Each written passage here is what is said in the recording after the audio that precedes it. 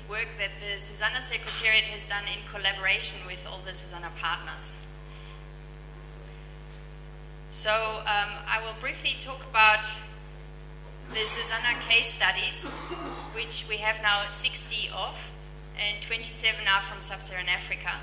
Also, briefly about the SuSanA website, SuSanA social media, and the new SuSanA discussion forum. So I'll start with the case studies. They're all available online, and they are sorted by categories, so you can look for different languages. Unfortunately, the French ones, we still have to put more French ones out, so I'm very much welcoming our French colleagues to contribute there with French case studies, for example, from Burkina Faso. Then there's also grouped by setting, technology, and reuse type. So you can see a whole range of technologies is included in these case studies. It's not somehow limited to a certain type of technology. And this is just what the case study looks like. On the front page, they all have the same template, so it's very easy once you know one case study to look at the other ones because you know how they're structured.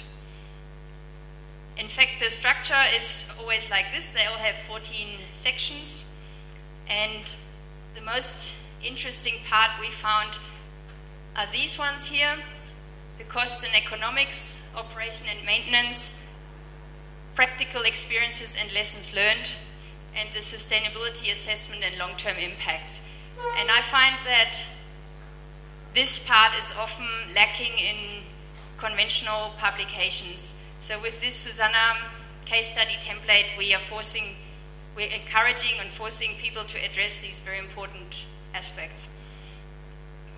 And I mean, the costs and economics, you think that's such an obvious one, but so often we ask people, so how much did it really cost? And then it's not often clear because maybe it was part of a bigger budget and it wasn't really separated out. So there's a bit of work always involved to get really the costs properly. And then we also do a qualitative assessment of the sustainability. We have a simple schematic where we put crosses on the strengths and weaknesses for the different sustainability criteria. So the advantages of this template is, in my opinion, that you can you get to ask the right questions, you have efficient knowledge transfer, you learn better from mistakes, and they are short and sweet. And this is what we found when we did all this work. Basically what happens, the SuSanA partners send us the case studies, and then we at the secretariat do the final editing, and we ask questions back. And Chris knows what it's like because we've worked with him on a case study on eThekwini, you know, the 75,000 UDDTs. And it's a bit questions and things until we get to a point where we say, okay, that's nice, now we can say it's finalized. So one problem is that people often don't like to admit when things went wrong.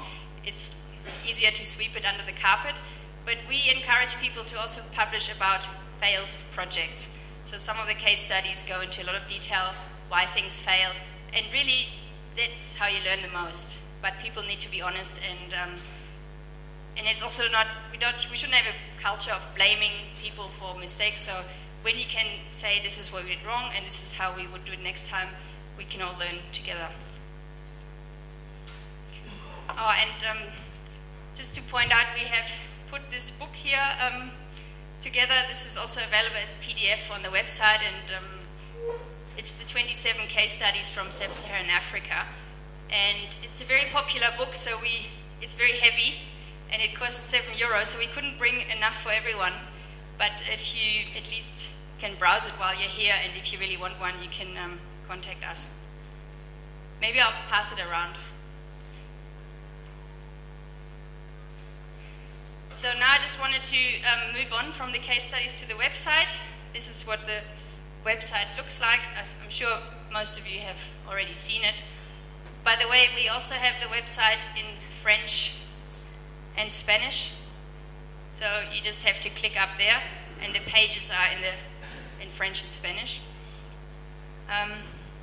When we look at how this website is used, the library is a very important place where people click on, and also the working groups and the case studies are popular pages. And the visitors have been increasing. Well, that's nice, and it's since July 2008. Slowly it's becoming more known that this is a good place to go if you want to find out information on sustainable sanitation. Now, Madeleine already mentioned the social media. So we've embarked since a year and a half or so on really actively using social media. The term basically means using web-based and mobile technologies to turn communication into interactive dialogue. So it helps us to be interacting with you and with everyone else out there. And people don't even have access, they don't have to have access to the internet with computers. A lot of these things also work through mobile phones, which I think is a really important thing to keep in mind. So the examples are Facebook, YouTube, Flickr, and so on. So for us at SuSanA, social media are an opportunity to manage knowledge more efficiently, share information more widely, and also go beyond the usual sanitation crowd. So we're actually trying to attract people who don't yet think of sanitation. They might search for something else and then they come across our work. So these social media things are just integrated in our website here with Facebook networks and the SuSanA forum. So if you go to the website, you can see all these other things. The discussion forum is brand new. We're actually launching it officially today. And this is the web address.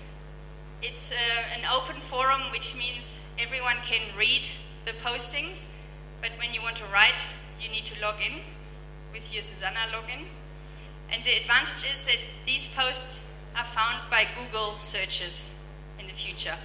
And many of you, if you have a question, for example, how come my computer is crashing when I do this, often people put that in Google, and the answer is actually on a discussion forum somewhere. I don't know if you've done that. And we hope that in the future it will be similar. If people type into Google, I need a solution for my anaerobic digester in the Philippines, that some of the Google results will actually be to the discussion forum where this has been actually discussed. And we actually were requested by the SuSanA members to make such a communication tool with the idea of improving the interaction between the SuSanA working group members and the SuSanA network, and also again to attract these outsiders who are not yet aware of the importance of sanitation. So this is what it looks like, just to give you some impressions. We've started up some threads and some topics, but anyone can add new topics and new categories. So we see it as a very wide forum, anything to do with sustainable sanitation. So you can see here we plan to, it depends what input we get, but we plan it to include child health, hand washing, training, menstrual hygiene management, then some stuff on technology, agriculture reuse.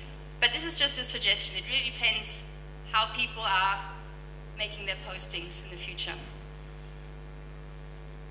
And then you can have a profile picture if you want. It makes it a bit more personal. And you can see a few of us have started the discussion on some things. And often at these SuSanA meetings, the discussion time is somehow always too short. You know, we always run out of time. So if that happens today, and I'm sure it will, then please just continue the discussion on the discussion forum afterwards. Requested. So that was all I wanted to say. And Philip will go into a bit more detail on these tools that Flickr and YouTube and Facebook. Thank you very much, Elisabeth, for a very